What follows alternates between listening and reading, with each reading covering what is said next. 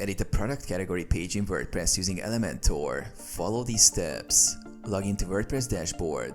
Access your WordPress dashboard at yourwebsite.com/wp-admin and log in. Install and activate Elementor. If Elementor is not installed, go to Plugins, Add New, search for Elementor, install and activate it. Navigate to Elementor. After activation, go to Pages, All Pages, and find the page link to your product category. Edit the page with Elementor. Click Edit with Elementor on the page editor screen. Add or customize widget.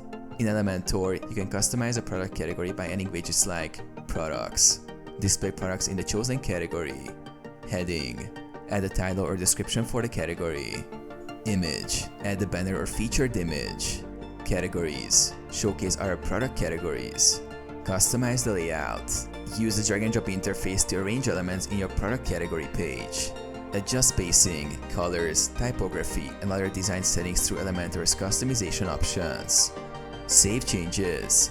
After customizing, click Update to save your changes. Preview and test. View the product category page on the front end of your site to ensure everything appears as intended.